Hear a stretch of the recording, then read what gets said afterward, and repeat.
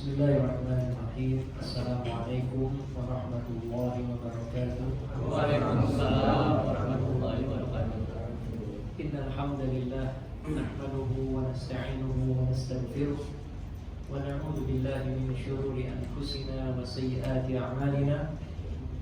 Man yahdihillahu fala mudilla lahu wa man yudlil fala hadiya lahu. Asyhadu an la ilaha illallah wahdahu la syarika lahu wa asyhadu anna Muhammadan abduhu wa rasuluh sallallahu alaihi wa ala alihi wa sallama tasliman katsira.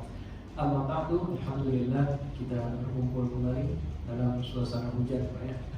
Allahumma shayyiban nafi'an, semoga hujannya bermanfaat, tidak menjadi banjir ya. Tapi kalau terlalu banyak, boleh kita doa Allahumma hawalaina la alaina. Ya Allah, di sekeliling kami, tidak di atas kami. Ini doa diajarkan Nabi sallallahu alaihi wasallam ketika ada seorang Arab Badui minta hujan sama Nabi pada satu khutbah Jumat. Maka Nabi SAW minta hujan sama Allah Azza wa Jalla, langsung turun hujan. Ya, ternyata selama satu pekan turun hujan terus. Maka pada pekan berikutnya orang yang sama datang lagi kepada Nabi SAW, ya Rasulullah, panen kami ini habis kena hujan. Kami nggak bisa aktivitas kena hujan. Ya, doa sama Allah Azza wa Jalla supaya palingkan hujan dari kami. Nabi gak minta hujannya berhenti. Nabi minta apa? Allahumma hawalaina la alaina. Ya Allah, di sekitar kami, jangan di atas kami. Ibaratnya ini kota, di sekeliling Madinah kan ada tempat-tempat gak dihuni manusia. Nah disitulah hujannya tolong diturunkan ya Allah, agar bisa meresap di bumi, bisa bermanfaat dan lain sebagainya. Kalau langsung di kotanya selama seminggu penuh kan kita bisa bayangkan bagaimana itu dapat merusak panen dan lain sebagainya yang ada di kota Madinah. Barangkali gitu kalau kita lihat hujannya udah mulai menimbulkan bencana dan lain sebagainya. Allahumma hawalaina la alaina. Ya Allah, di sekeliling kami, tidak di atas kami. Ya, kita lihat juga saudara-saudara kita di Sumatera ya, karena curah hujan yang tinggi terjadi longsor dan lain sebagainya. Nah, semoga Allah Subhanahu wa taala mudahkan ya urusan mereka, karena kalau sudah banjir masuk rumah, lumpur-lumpurnya sulit dibersihkan dan lain sebagainya ya. Dan juga dengan melihat musibah seperti itu, salah satu bentuk syukur tidak terkena musibah. Ada syukur dapat sesuatu, ada syukur karena terhindar dari sesuatu. Ini kadang-kadang kita lupa untuk bersyukur. Dapat nikmat, alhamdulillah. Dapat gajinya tambah, alhamdulillah. Ya, dapat nikmat berupa apa? Kesehatan, berupa pokoknya semua yang kita dapatkan, kita bersyukur, alhamdulillah. Kita mengakui dengan hati kita. Tapi kadang-kadang semua yang tidak terkena sama kita, saudara kita, tetangga kena demam berdarah, kita nggak, alhamdulillah kita nggak kena. Bukan alhamdulillah dia terkena gitu ya, alhamdulillah kita nggak kena. Jadi bersyukur karena terhindar dari musibah ini barangkali kita masih kurang, Pak. Ya, Nabi juga SAW ajarkan, kalau kamu melihat orang terkena musibah, ya, kamu doa dengan doa ini, tidak akan kamu terkena musibah yang sama. Apa doanya, Pak? Alhamdulillahilladzi afani mimma ibtalaka bih. Segala puji bagi Allah yang selamatkan saya dari bala yang menimpa kamu. Wa faddalani ala katsirin mimman khalaqa tafdila, dan mengutamakan saya dari kebanyakan makhluk ciptaannya. Ini doa tentu tidak dibaca keras-keras. Kalau kita baca keras-keras, saudara kita terkena musibah tersinggung. Saya kira tersinggung kalau alhamdulillah kan gitu. Ya, kita baca di mana tadi diam-diam gitu ya. Lagi sholat kita baca gitu. Kalau depan mukanya kita baca, wah bertengkar gitu sebenarnya. Alhamdulillahilladzi afani mimma ibtalaka bih wa faddalani ala katsirin mimman khalaqa tafdila. Mungkin bisa dicari di internet, atau kalau saya ada waktu nanti saya kirim ke Pak Tri, nanti bisa di-share juga di grup. Nah, ini doa penting kita baca. Ya, kita baca agar musibah-musibah banjir, tanah longsor ya terhindarkan dari tempat kita tinggal dan juga kota di mana kita tinggal. Jemaah yang dimuliakan oleh Allah, kita kembali mempelajari sirah kehidupan Nabi kita Muhammad sallallahu alaihi wasallam, yang pada pertemuan yang lalu Nabi sudah diperintahkan oleh Allah Azza wa Jalla yang pertama memperingati keluarga kerabat terdekat beliau. Itu dengan firman Allah dalam surat Asy-Syu'ara, wa anzir ashiratakal aqrabin. Peringatilah keluargamu yang terdekat. Maka dipanggillah Bani Abdul Muthalib dan Bani Hashim, dakwahkan kepada mereka. Yang mau baiat Nabi cuma satu, Ali bin Abi Thalib. Masih kecil padahal Ali ketika itu. Ya, karena apa? Ali bin Abi Thalib dari semenjak belia sudah hidup di rumah Nabi. Lihat akhlaknya Nabi, lihat kejujurannya Nabi. Ketika aku jadi Nabi, pasti Ali bin Abi Thalib langsung yang percaya kepada Nabi SAW. Nah, inilah keutamaan lingkungan yang baik untuk seorang anak. Ya, Abu Thalib bukan orang kaya. Dia punya anak, kalau nggak salah ada 4 atau 5. Yang paling gede Aqil bin Abi Thalib, kemudian Ja'far bin Abi Thalib, Ali bin Abi Thalib, Ummu Hani. Ummu Hani perempuan paling kecil. Nabi pernah pengen melamar Ummu Hani, Pak. Kata Ummu Hani, saya punya anak banyak, saya khawatir menjanda gitu ya. Saya tidak bisa kemudian berkhidmat kepada Nabi SAW karena banyak ngurusin anak, ya. Nah, seperti itu. Nah, kemudian Nabi ingin membalas kebaikannya Abu Thalib. Nabi bilang sama pamannya yang satu lagi, Abbas, wahai Abbas, kamu ambil Ja'far, saya ambil Ali. Kita yang didik, kasih makan dan lain sebagainya. Karena Abu Thalib bukan orang yang berada. Sepakat Abbas, maka hiduplah Ali bersama Nabi SAW dari semenjak kecil. Ya, ketika terjadi dakwah kepada keluarga beliau yang paling dekat, Ali lah yang pertama kali menyambut dakwah Nabi SAW. Yang pertama kali menolak Abu Lahab. Ya, mengatakan apa? Cegahlah dia sebelum nanti kaum dan suku-suku Arab lainnya yang mencegah dia. Ya, Abu Thalib paling senior. Abu Thalib sikapnya diplomatis. Saya tetap akan membela kamu, silahkan kamu sampaikan dakwah, tapi saya juga nggak ikut agama ini, agama yang kamu bawa. Ini sikap diplomatis dari Abu Thalib. Singkat cerita, kemudian Nabi bukan hanya diperintahkan berdakwah kepada sukunya yang paling dekat, sudah diperintahkan untuk berdakwah kepada seluruh manusia secara terang-terangan. Turun firman Allah, ya, fasda' bima tu'maru wa a'rid 'anil musyrikin. Ya, tampakkanlah apa yang kamu diperintahkan, ya, untuk mendakwahkannya, wa a'rid 'anil musyrikin. Tapi sementara berpaling dulu dari orang-orang musyrik. Jangan kamu membalas perilaku jahat mereka dengan fisik. Artinya belum boleh berjihad fisabilillah di periode itu. Sabarnya bukan hanya sabar dakwah, tapi sabar juga nggak boleh membalas. Maka kita sudah sebutkan, Nabi naik ke Bukit Sofa, kemudian Nabi SAW teriak dengan teriakan yang orang biasa berkumpul kalau teriak seperti itu. Wa sobahahu, wa sobahah. Artinya kurang lebih, alangkah buruknya pagi ini, alangkah buruknya pagi ini. Seakan-akan ada sesuatu yang besar yang akan terjadi. Nah, di sini kita lihat Nabi SAW menggunakan tradisi, kebiasaan, tapi yang menyimpang dari syariat Nabi nggak gunakan. Biasanya orang naik gunung, lepas bajunya, taburi pasir di mukanya sambil mengatakan wa sobahah, wa sobahah. Kalau mau menyatakan sesuatu yang penting dan genting. Nabi cuma ambil apa? Naik ke atas gunung, mungkin Pak ya, dan juga mengucapkan wa sobahah. Karena nggak boleh singkapkan aurat, tidak boleh dalam Islam. Begitu juga tidak boleh taburi pasir ke muka, ke kepala, ya, ini bukan adab yang mulia. Nabi hanya pakai yang sesuai dengan syariat. Singkat cerita, Nabi mendakwahkan Islam kepada Quraisy, satu suku. Beliau katakan, ya Bani Fulan, anqidhu anfusakum minan nar. Wahai keturunan Fulan, ayo selamatkan diri kalian dari neraka. Seakan-akan mereka sudah dipastikan masuk neraka ketika mereka menyembah berhala-berhala tersebut. Ya.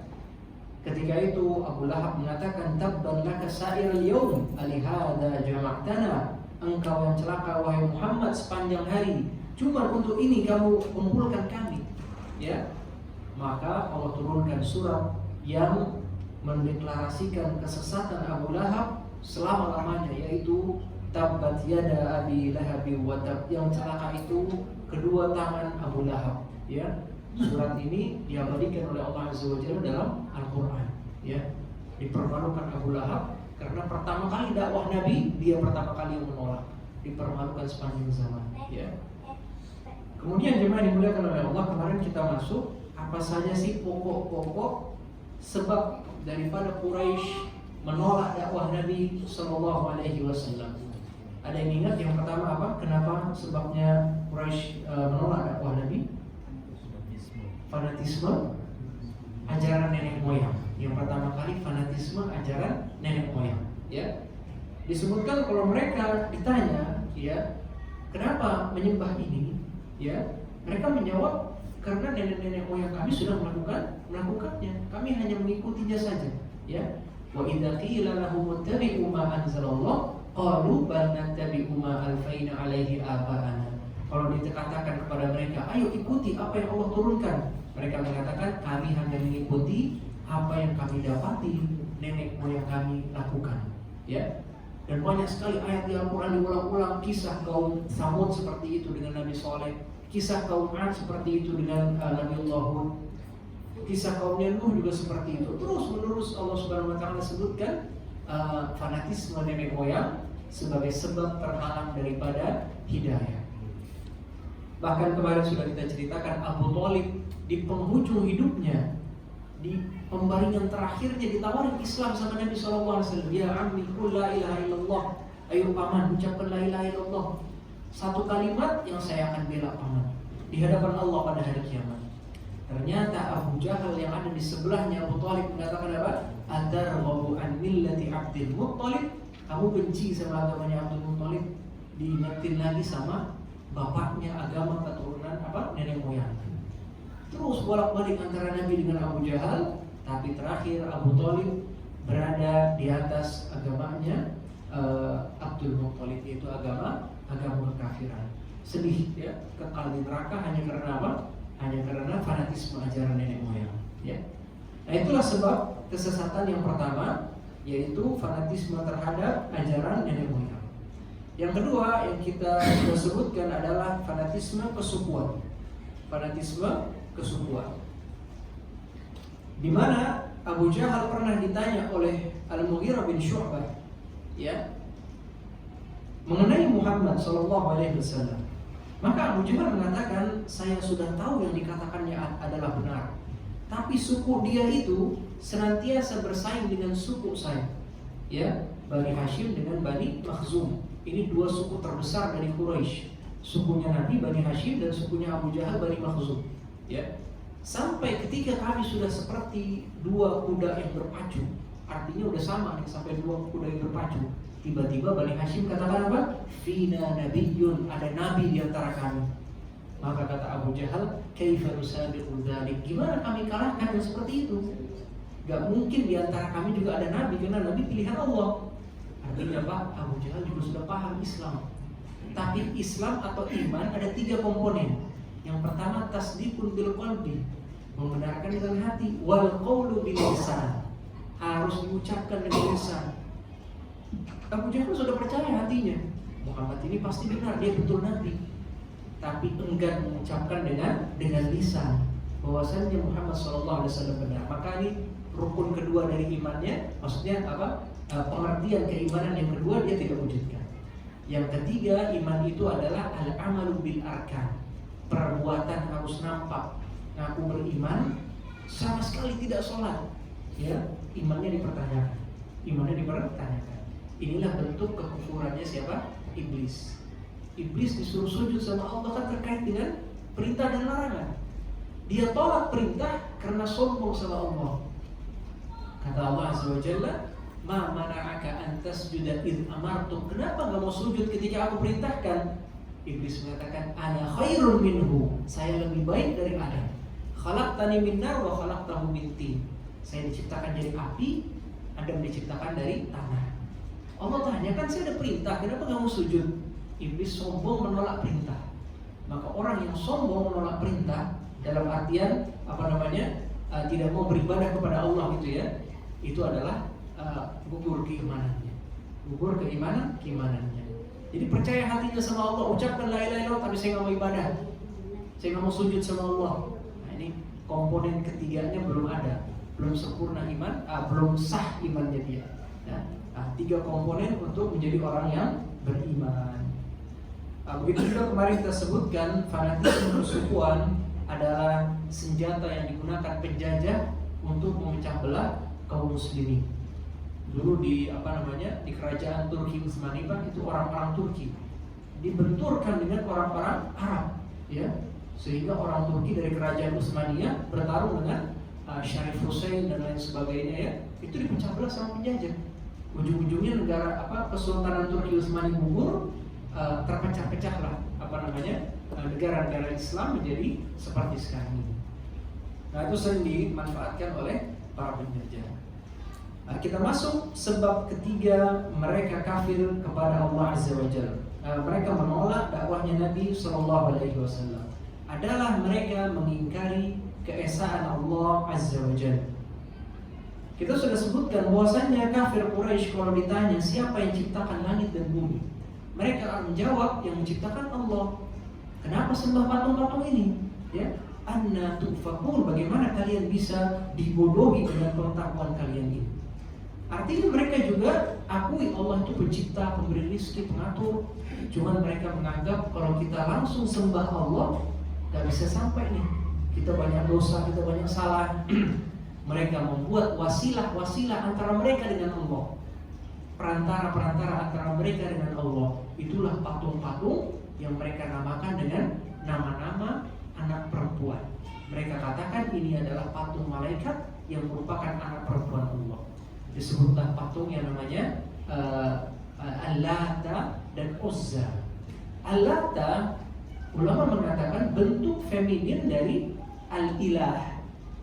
Al-Ilah adalah yang disembah. Allah itu Al-Ilah. Dia bentuk yang perempuannya Al-Lata, ya, artinya perempuan yang disembah. Al-Uzza, bentuk perempuan dari Al-Aziz.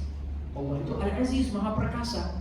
Mereka bentuk Al-Uzza, bentuk patungnya, bentuk ibadahnya untuk patung tersebut. Begitu juga Al-Manat, Al-Lata wal-Uzza wal-Manat. Al-Manat dari kata Al-Mannan. Salah satu sifat Allah Al-Mannan, Maha Pemberi.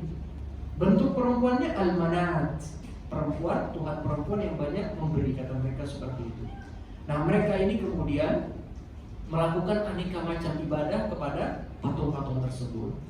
Ada yang mereka berdoa pada patung itu, ada yang mereka menyembelih untuk patung itu, ya. Nah, kita tahu sembelih dalam Islam, Pak, yang bernilai ibadah cuma 3. Yang pertama apa? Udhiyah atau kurban. Yang kedua haji, yaitu denda, ya. Kalau jemaah haji itu hajinya tamattu, dia kena denda, atau dia langgar larangan ihram, dia kena denda. Itu dia bayar dam atau bayar haji. Yang ketiga adalah ketika anak itu lahir, akikah, ya, 2 kambing untuk laki-laki, 1 kambing untuk perempuan. Itu saja, Pak, sembelih yang nilainya ibadah. Selain itu, sembelih buat makan, sembelih buat jadi makan, dikonsumsi. Nah, mereka mengada-adakan menyembelih untuk berhala, ya, darahnya dilumurin lah di berhala itu dan lain sebagainya, dan bentuk-bentuk ibadah lain kepada patung-patung tersebut. Allah mengabadikan dalam surat Az-Zumar, walladzina takhadzu min dunihi awliya. Orang-orang yang mengambil pelindung selain Allah berkata, ma na'buduhum illa liyuqarribuna ila Allahi zulfa. Kami tidak sembah berhala ini melainkan agar mereka mendekatkan kami kepada Allah zulfa, sedekat-dekatnya. Jadi ini, Pak, keyakinannya. Bukan mereka percaya patung itu bisa manfaat atau mudarat, tapi mereka menyangka kalau langsung ke Allah gak nyampe. Ini wasilahnya dia nih ke Allah. Yang kasih manfaat dan mudarat tetap Allah. Cuman wasilahnya apa? Patung-patung ini. Ma na'buduhum, kami tidak beribadah kepada mereka illa liyuqarribuna ila Allahi zulfa, melainkan agar mereka dekatkan kami kepada Allah zulfa, sedekat-dekatnya. Innallaha yahkumu bainahum, nanti Allah akan hukum mereka. Allah putuskan antara mereka fima hum fihi yakhtalifun, apa yang mereka berselisih tentangnya. Ternyata, Pak, kesyirikan orang-orang di masa kafir Quraisy kita masih temukan di masa sekarang ini. Ada orang pergi kepada kuburan orang-orang soleh, keramat-keramat tertentu, ya kan? Berharap apa? Berharap si orang soleh yang ada di kuburan itu sampaikan hajatnya kepada Allah Azza wa Jalla. Nah, ini bahaya. Ini tawasul yang bid'ah, tawasul yang bid'ah, bahkan bisa mengarah kepada syirik. Karena ada 2 versi, Pak. Yang pertama, dia datang ke kuburan itu, dia mintanya masih ke Allah, ya Allah, dengan perantara Syekh Fulan kabulkan hajat saya. Ini masih bid'ah, tapi dia dosa besar. Karena dia jadikan wasilah antara dia dengan Allah sesuatu yang sudah mati, tidak bisa bermanfaat. Bentuk yang kedua, langsung Pak kepada penghuni kubur, wahai Syekh tolong saya, wahai fulan tolong saya. Ini betul-betul memalingkan ibadah doa kepada selain Allah. Yang ini kedua ini berbahaya. Ya, umumnya si orang yang pertama, ya, mereka mintanya masih ke Allah, cuman dengan perantara fulan dan fulan dan fulan, sampaikan hajat saya kepada Allah. Ya, nah ini adalah dua bentuk penyimpangan yang masih kita lihat zaman sekarang ini.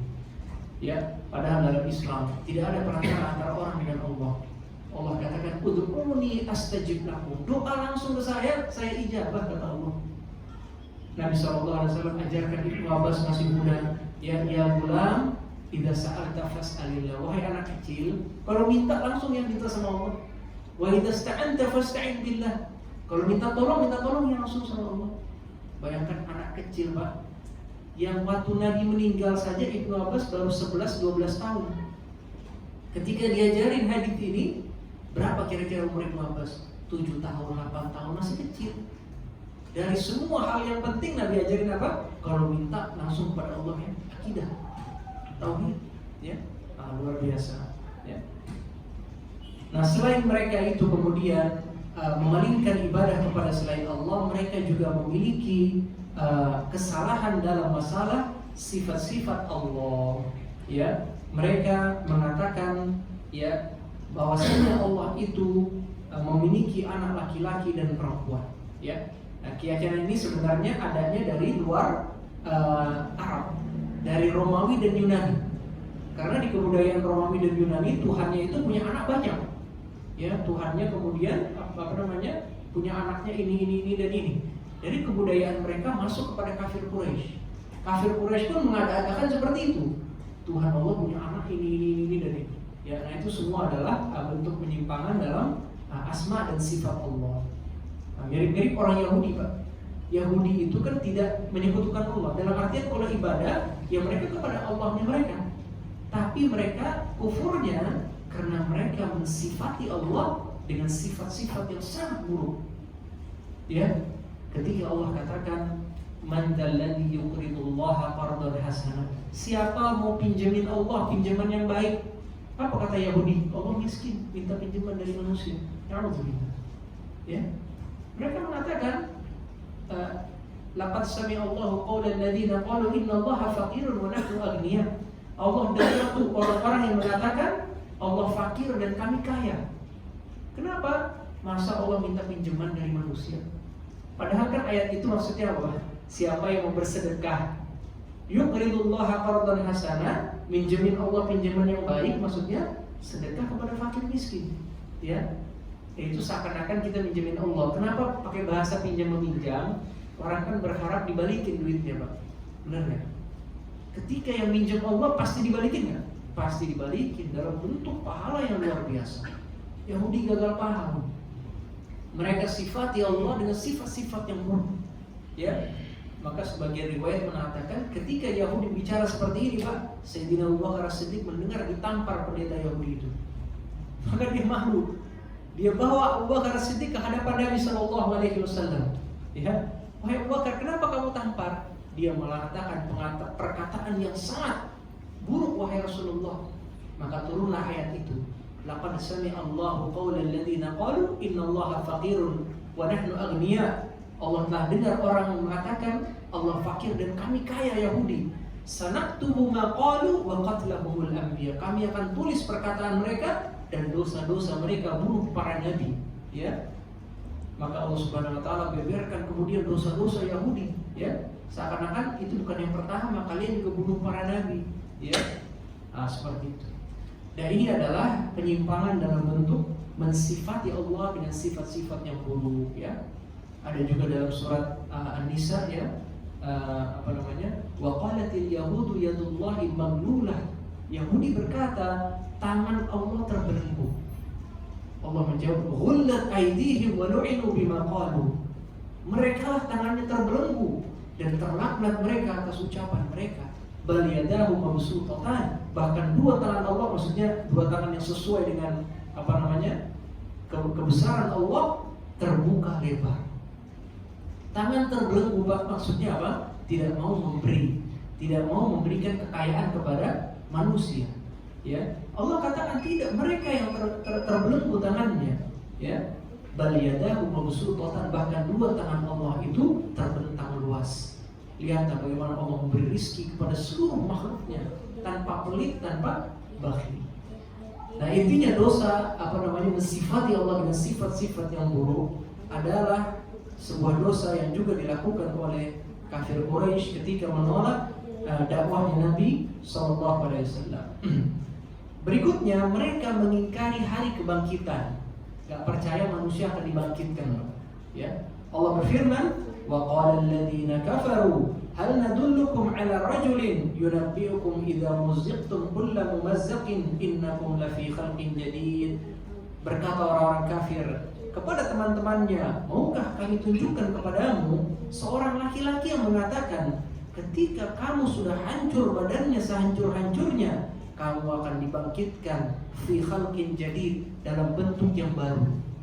Jadi diolok-olok Nabi Muhammad ini ada orang yang bilang, kalau kita sudah dalam tanah hancur lebur, kita akan dibangkitkan dengan kebangkitan yang baru. Ya, mereka nggak percaya Pak akan dibangkitkan. Ya, mereka nggak percaya akan dibangkitkan pada hari kiamat. Allah juga berfirman mengenai kesesatan mereka yang ini, wa qalu ma hiya illa hayatuna dunya. Mereka berkata, kehidupan ini tidak lain hanyalah kehidupan dunia. Namutu wa nahya wa ma yuhlikuna illa dahr. Kita hidup, kita mati, tidak ada yang membinasakan kita selain waktu. Ya udah, nanti hidup, habis itu mati, selesai. Subhanallah, kesesatan ini terus sampai sekarang ada, Pak. Banyak orang yang nggak percaya akan ada hidup setelah mati, banyak.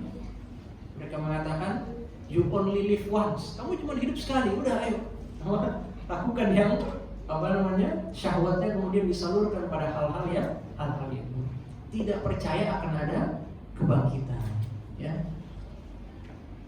Pada suatu hadis disebutkan seorang pembesar Quraisy yang bernama Al-As bin Wa'il. Al-As bin Wa'il bapaknya Amr bin As. Dia ini punya utang sama seorang fuqara dari kaum muslimin namanya Khabbab bin Arad. Khabbab bin Arad pada masa jahiliyah adalah seorang budak yang ahli besi, pandai besi. Ya. Maka kemudian As bin Wa'il punya utang sama sama Khabbab bin Arad. Pembesar Quraisy punya utang sama orang kecil. Maka ditagih sama Khabbab bin Arad, ya, tunaikan utang yang kamu punya kepada saya. Kata As bin Wa'il, la u'tika hatta takfur bi Muhammad. Saya enggak akan tunaikan utang saya sampai kamu kafir sama Muhammad. Ya, ini luar biasa sombongnya As bin Wa'il. Maka Khabbab menjawab, wallahi la akfur bi Muhammad hatta yumitaka Allah thumma yab'atsuka. Saya enggak akan kafir sama Muhammad sampai kamu Allah matikan dan nanti Allah bangkitkan kamu pada hari kiamat. Maka As bin Wa'il dan sombong mengatakan, ya, wa inni lamayyit summa mab'uts. Saya mati nanti dibangkitin lagi. Ya. Inni mayyit summa mab'uts. Saya mati bakal dibangkitin lagi. Ya. Kata Khabbab bin Na'am, ya pasti. Ya. Maka dia katakan dengan sombong, fada'ni hatta amuta wa ub'atha fasa'uta malan wa waladan fa'aqdika. Biarin aja deh saya mati, saya dibangkitkan. Nanti di akhirat juga Allah akan kasih saya harta dan anak-anak yang banyak, baru saya bayar utang saya kamu. Luar biasa sombongnya dia, As bin Wa'il, ya. Saya mati lah, iya saya mati ya. Nanti kalau saya mati, saya dibangkitkan, Allah kasih saya harta, baru saya bayarkan. Khabbab bin Arad disulimi dengan luar biasa, ya. Maka Allah Subhanahu Wa Taala turunkan firman-Nya dalam surat Maryam, ya. Afara'aita alladhi kafara bi ayatina wa qala la utayanna malan wa walada. Apakah tidak engkau perhatikan orang yang kafir terhadap ayat kami dan dia mengatakan saya pasti dapat anak dan harta yang banyak. Maksudnya udah mati, saya dibangkitkan, pasti nanti harta saya banyak lagi, anak saya banyak lagi. Kalla sanaktubu ma yaqulu wa yatina farda. Tidak, sekali-kali kami akan tulis ucapannya dan dia akan datang kepada kami farda, seorang diri, gak punya duit, gak punya anak. Wa narithuhu ma yaqulu wa yatina farda, ya, dan kami akan wariskan apa yang dia usahakan. Artinya hartanya dan anak-anaknya nanti juga diwariskan oleh orang-orang lain. Walaupun As bin Wa'il dengan kesombongannya menolak Islam, ya, anaknya Amr bin As masuk Islam. Satu lagi Hisham bin As juga masuk Islam. Ya, mereka ini adalah Allah keluarkan yukhrijul hayya minal mayyit. Allah keluarkan yang hidup dari yang mati. Bapaknya kafir, mati hatinya. Anaknya hayy, hidup hatinya, masuk Islam. Ya, yukhrijul hayya minal mayyit wa yukhrijul mayyita minal hayy. Ada juga yang mati dikeluarkan dari yang hidup. Bapaknya bagus, muslim, soleh, alhamdulillah, anaknya kufur, murtad dari Islam. Ya, itulah kisah Al-As bin Wa'il yang menolak hari kebangkitan. Ya, ini salah satu yang mereka tolak juga itu. Sering Pak tema-tema hari kebangkitan Allah sebutkan dalam Al-Quran karena banyak yang menolak. Ya, di antaranya dalam surat Yasin, ya, Allah menyebutkan Wahiyya Ramim, gimana Pak? Wahiyya Ramim, Qul man yuhyil 'idhama wahiyya Ramim. Katakanlah, siapa bisa menghidupkan tulang-tulang wahiyya Ramim, padahal tulang itu sudah hancur. Sebab turunnya ayat ini, seorang kafir namanya Ubay bin Khalaf. Dia datang kepada Nabi SAW, kamu bilang kalau kita sudah mati, kita akan dibangkitkan. Digali, ada kuburan dekat dia, dia ambil tulang dari kuburan itu. Siapa yang bisa hidupkan itu tulang sudah hancur? Di depan muka Nabi begitu. Qul man yuhyi man yuhyi al-'idhama wa hiya ramim. Siapa yang bisa menghidupkan tulang-tulang sesudah hancur berantakan? Allah menjawab, yuhyiha alladhi khalaqaha awwala marrah. Yang menghidupkan itu yang pertama kali hidupkan dia. Ya, wa huwa bikulli khalqin alim. Dan Allah Maha mengetahui tentang ciptaan. Jadi kata Nabi SAW, yang hidupkan itu, yang hidupkan kamu pertama kali. Siapa yang hidupkan kamu pertama kali? Allah Azza wa Jalla. Dia juga mampu menghidupkan kamu dari tidak ada menjadi ada. Ibaratnya kita ini kan sebelumnya gak ada sama sekali, muncul jadi ada. Pada hari kiamat kan masih ada sisanya, tulang-tulang. Dari tulang itulah Allah Subhanahu wa Ta'ala bentuk lagi manusia sempurna untuk menghadap pada mahsyar. Ya. Nah, ini adalah bentuk-bentuk kesombongan kafir Quraisy di hadapan Nabi SAW, mengingkari adanya hari kebangkitan. Ya, Qul man yuhyil 'idhama wa hiya ramim, qul yuhyiha alladhi ansha'aha awwala marrah. Yang menghidupkan adalah yang menciptakan kalian pada pertama kalinya. Itu sebab keempat kafir Quraisy menolak dakwah Nabi SAW. Sebab yang kelima, mereka ingkar sama pribadinya Nabi SAW. Allah berfirman dalam surat Al-Furqan, wa qalu ma li hadzal rasul ya'kulu at-ta'ama wa yamshi fil aswaq. Mereka berkata, mengapa Rasul ini makan makanan dan jalan-jalan di pasar? Ya, laula unzila, ya, kenapa tidak diturunkan kepada dia seorang malaikat? Ya, maka mereka pikir, ya, yang namanya Rasul utusan Allah kok manusia biasa, makan makanan, jalan-jalan di pasar. Kenapa gak diturunkan malaikat? Gitu kan? Padahal pernah kita sampaikan, justru rahmat Allah Rasul itu dalam bentuk manusia, sehingga kita bisa mengkiaskan kondisi kita dengan kondisi Rasul itu. Ya, oh dia juga makan, dia juga menikah, dia juga tidur, ya kan? Sangat terkait dengan kehidupan kita sebagai manusia. Kalau seandainya malaikat, kita akan katakan bahwa kamu malaikat mah bisa, kita manusia mana bisa. Sholat 5 waktu, kamu kan malaikat bisa sholat. Kita mana bisa sholat 5 waktu, ibaratnya seperti itu. Maka rahmat Allah Rasul itu dalam bentuk manusia. Bagaimana Nabi SAW di rumahnya, kita bisa tiru. Ya, maka rahmat Allah Rasul itu manusia. Seandainya malaikat pun, tentu malaikat kan besar sekali bentuknya, harus menjelma jadi manusia juga. Nah, tadi tidak bisa tidak bisa kita koneksi gitu, ya, tidak bisa relate. Ya, puasa 30 hari, kamu kan malaikat bisa puasa 30 hari, kamu manusia mana bisa. Maka ketika Nabi SAW bentuknya itu wujudnya manusia, justru rahmat dari Allah Azza wa Jalla kepada kita. Nah, mereka mengingkari ini. Mereka mengatakan, "Ma li hadzal rasul ya'kulu at-ta'am wa yamshi fil aswaq. Laula unzila ilaihi malakun fayakuna ma'ahu nadhira." Kenapa tidak diturunkan malaikat saja, ya, yang untuk memberi peringatan bersama dengan dia? Au yulqa ilaihi kanzun, atau dia diberikan perbendaharaan. Artinya, kenapa harus jalan-jalan di pasar cari duit, ya? Kenapa nggak diturunkan aja harta yang banyak untuk Nabi SAW, ya? Au takuna lahu jannatun ya'kulu minha, atau dia punya kebun sehingga dia bisa makan dari kebun itu, nggak usah jual beli, nggak usah transaksi bisnis, ya? Ini apa namanya? Keingkaran kafir Quraisy Allah abadikan dalam Al-Quran. Padahal Nabi SAW bermuamalah sehingga kita bisa tahu gimana muamalahnya Nabi, ya kan? Nabi SAW sering jalan-jalan ke pasar. Satu ketika Nabi lihat ada satu gantang kurma gitu, ya. Nabi masukkan tangan beliau ke dalamnya. Lagi inspeksi pasar nih. Ternyata di dalamnya itu kurmanya rusak. Yang di atas bagus, yang di dalam rusak. Kan dulu kalau jual kan satu ini ya, bukan kilo-kilo, satu apa namanya, keranjang gitu ya. Mahada ya sahibut ta'am, mahada ya sahibat ta'am. Ini apa wahai pemilik makanan? Dia katakan, asobat sama, ini kena hujan semalam wahai Rasulullah. Kenapa kamu tidak taruh di atas sehingga orang tahu ini campuran antara yang bagus dengan yang buruk? Maka keluar sabda beliau yang sampai sekarang kita hafal, man ghasyana falaysa minna. Siapa tipu kami bukan termasuk golongan kami, ya.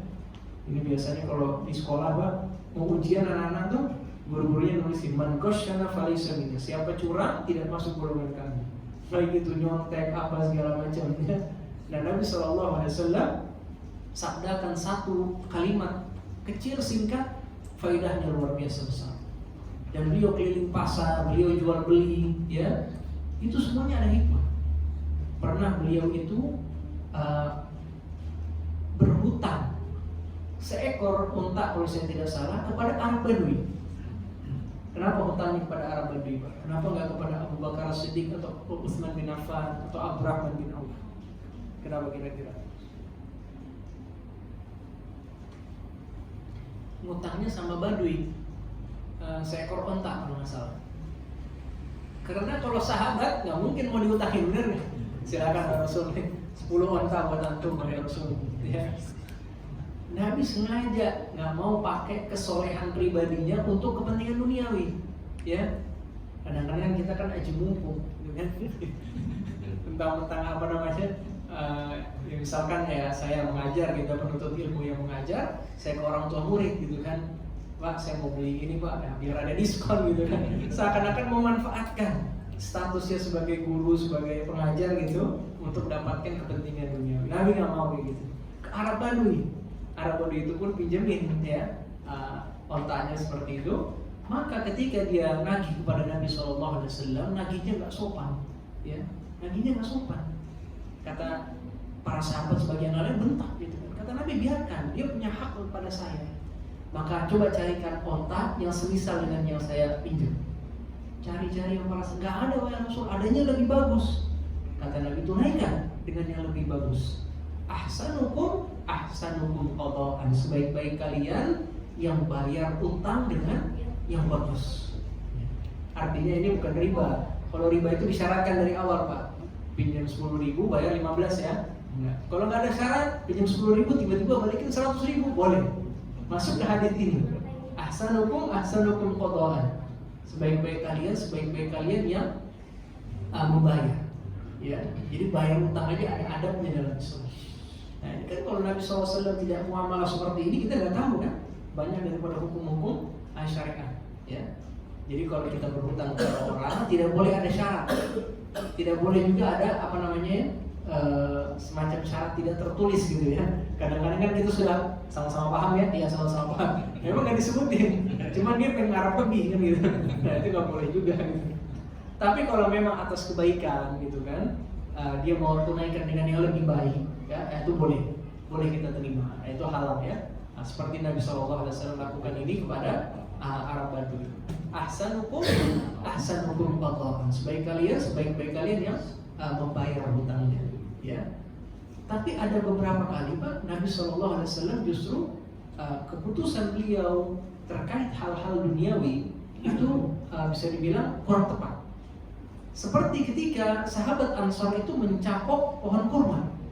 Dia capok pohon kurma, diambil dari yang lebih bagus, dicapok ke sini. Nabi lewat, apa ini? Ya, kami mencapok talqih, mengawinkan mencapok pohon kurma.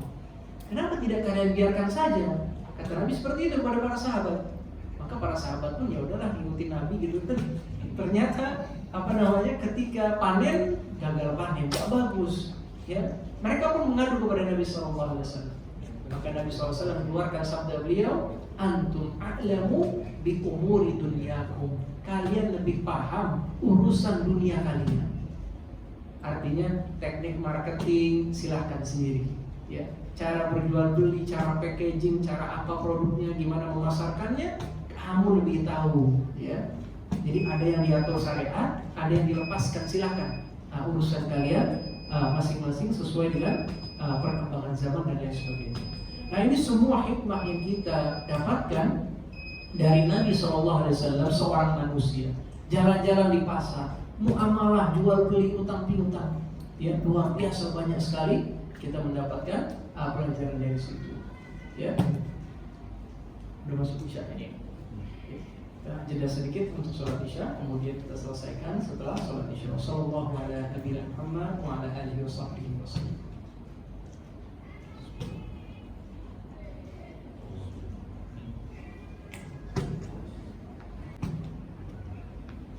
Bismillah, alhamdulillah, wassalatu wassalamu ala rasulillah wa ala alihi wa sahbihi wa man wala. Jadi itu lima sebab-sebab kafir Quraisy mengingkari dakwah Nabi SAW. Terakhir adalah tuduhan mereka terhadap Al-Quran Al-Karim.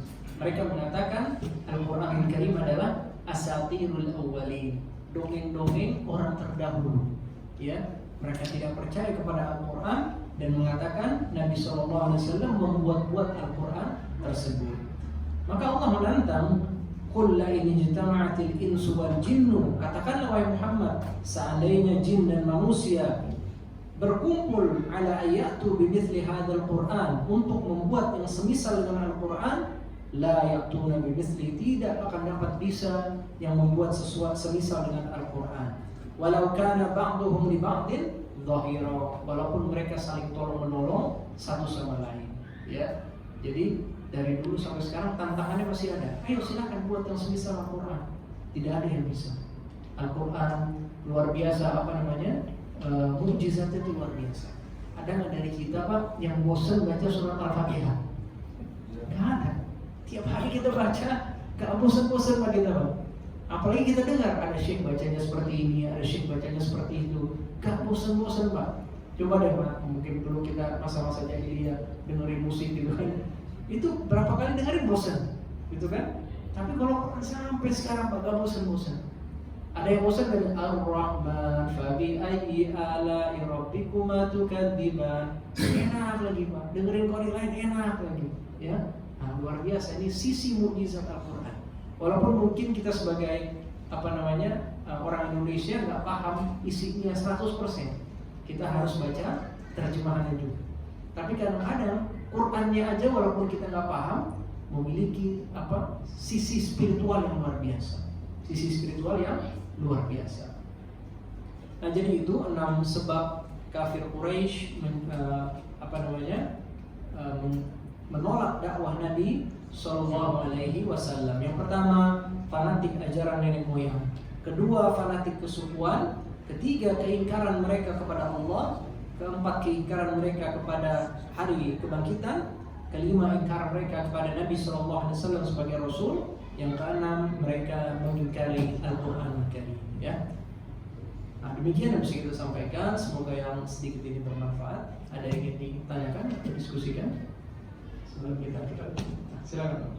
Tadi katakan ketika Nabi mendakwakan mengumpulkan keluarga terdekatnya, kemudian setelah itu hanya Ali yang berbayat. Ini gimana? Oh, bayat Pak ya? Iya. Baiat artinya sumpah setia. Sumpah setia untuk senantiasa menolong. Ada juga baiat, misalkan kita kepada khalifah gitu ya, baiat untuk mendengar dan taat. Ya. Ini khalifah Pak ya, bedakan antara khalifah dengan pemimpin. Kita punya pemimpin di Indonesia, itu wajib mendengar dan taat, tapi nggak wajib baiat. Baiat itu kalau sudah ada negara yang ingin terapkan syariat Islam, dia minta baiat, kita kasih baiat kepada dia. Sumpah setia, ya kan? Karena kita tahu kan, negara kita masih banyak undang-undangannya, peraturannya yang tidak sesuai. Maka kita mendengar dan taat dalam hal-hal kebaikan. Ali bin Abi Thalib sumpah setia kepada Nabi SAW untuk terus tolong Nabi, ya. Dan dari situ ya mungkin setelah itu Nabi SAW tidak minta satu persatu kaum muslimin baiat Nabi, ya. Tapi kan kalau keluarga sendiri yang baiat, sumpah setia untuk menolong, ini lebih menolong dakwah Nabi SAW. Nanti ada lagi baiat Pak, istilahnya baiat Aqobah. Baiat Aqobah itu siapa? Orang-orang Ansor dikumpulin. Sumpah setia nggak mau tolong saya kalau saya hijrah ke Madinah. Sumpah setia mereka, itu namanya baiat Aqobah.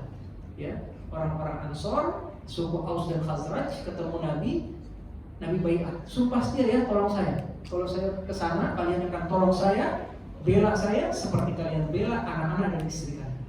Nah itu baiat, jadi sumpah setia. Bahkan Ansor juga mengatakan, kalau dari Anda wahai Rasul, apakah setelah Anda nanti dakwahnya berjaya gitu ya, engkau akan tinggalkan kami balik ke kampung halamanmu? Kata Nabi SAW, tidak akan. Sumpah setianya Nabi akan terus bersama dengan orang-orang Ansor, bahkan itu setelah menaklukkan kota Mekah tetap tinggalnya di Madinah. Ya. Jadi baiat itu dari dua sisi gitu. Yang ini apa sih yang bisa dikasih? Yang ini sumpah untuk menolong atau sumpah untuk melindungi. Ada juga namanya baiatur ridwan. Ya, itu baiatur ridwan sumpah setia untuk berperang sampai mati. Ya. Jadi tergantung isinya lah baiat. Baiatur ridwan itu ketika Nabi dan para sahabat nggak boleh umroh, ketahan di satu tempat namanya Hudaybiyah, ya. Utsman bin Affan diutus kepada orang-orang Mekah, nggak balik-balik Utsman. Orang-orang pikir Utsman sudah mati, ya. Maka Nabi ambil sumpah setia, ambil baiat.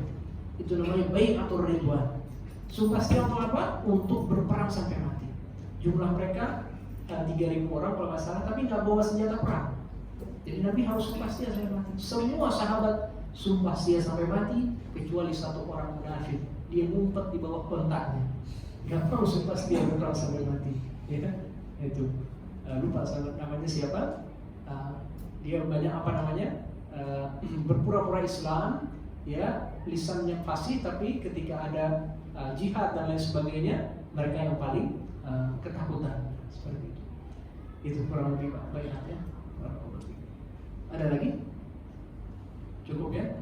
Semoga bermanfaat, kita bisa mengambil ibrah dan kita dapat mengamalkannya dan juga mendakwakannya.